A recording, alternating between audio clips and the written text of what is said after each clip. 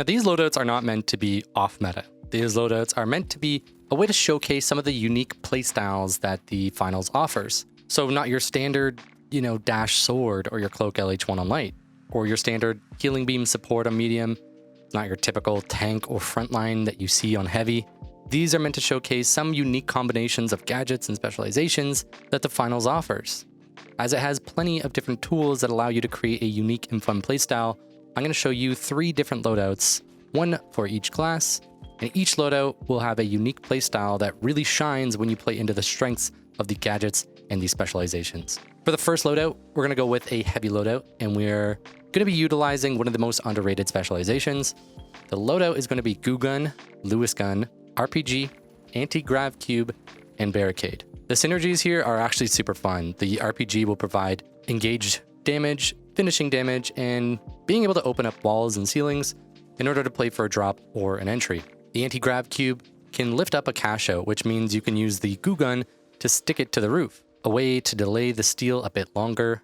It forces the enemies to make noise to drop it before they can actually steal, or they can avoid it and hunt for you. Either way, you're going to delay the steal a bit longer.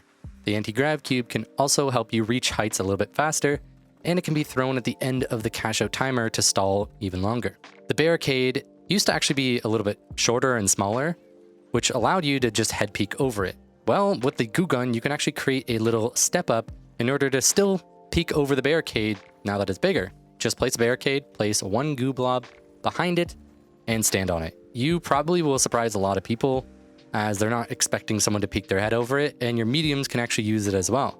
The lights might need an extra boost, so consider your blob placement depending on your team comp. A very interesting playstyle utilizing multiple combinations of gadgets that might not often be used, but in combination actually seem to play a lot stronger. This playstyle honestly is going to be something that your enemies just won't expect. And that's what makes this so strong, is that it's the element of surprise. Nobody expects what this class brings, and you can catch so many players off guard by using it. If you haven't tried Goo Gun, this is your time to try it out. Our next build is going to be for the medium, and the playstyle is going to be all around defense, but in a different way than you might expect. For this class, we will be running the Dematerializer, the weapon of your choice, the Defib, Gas Mine, and Explode Mine. However, the gadgets can be replaced here. Let me just explain how this works. When cash outs are inside of a building, we can play for what is called drop. So with Dematerializer, we can do this quite well, but we can even do more with it. So the concept is basically just place your mines above or below a cash out, and as you see the enemies start to steal it, you're just going to use the DMAT to either drop the cash out or drop your mines on top of the people on the cash out. This is actually pretty flexible because we can bring stuff like the APS to remove stuff like the bubble and the C4s as they fall, meaning it can also be used to steal. We can also bring the glitch trap to have enemies unable to use anything after the drop, or even frag grenades, which is pretty simple here. You could also use the frag grenades to trigger your mines in case you're getting chased while kiting, or to trigger them on the point. Gas and pyro nades do work here, but honestly, those two gadgets are just not that good in general. Jump pad is also great at bouncing the cash out as it falls, which obviously makes it much harder to steal. This playstyle of dropping the cash out or dropping stuff onto the cash out isn't necessarily uncommon, but creating a whole loadout and playstyle around it basically just maximizes the strength of it, which really creates this unique playstyle.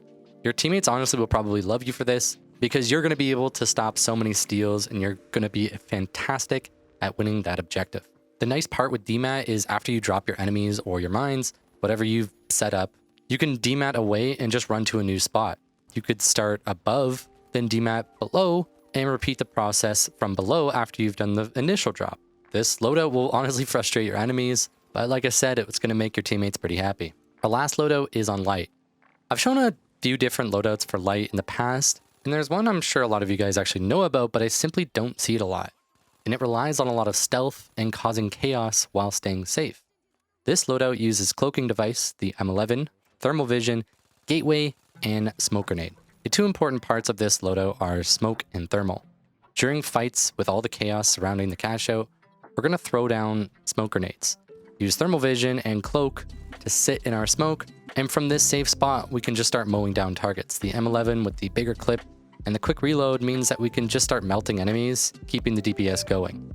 This playstyle works extremely well in a good, smaller building, something like Monaco, as when you're playing within all these smokes, you can actually move within these small buildings really well, especially with your cloak. You're going to be an absolute pain to deal with. The important aspect is to remember your cooldowns and smoke timer. Try finding smoke barrels to spread more smoke, and after it dissipates, you need to utilize your cloak to find cover. While thermal vision is on cooldown, it's best to just find a safe spot. Don't just waste all 3 of your smokes and then have to wait a very long time, as the smoke cooldown can be quite some time. Maybe just use 1 or 2 for the first engagement, and then once your thermal vision is down, wait and then re-engage again. This playstyle is also great for stealing points. You can create an area that's really hard for enemies to see and even spot you in, then you use thermal vision and shoot at enemies as they try to stop your team from stealing.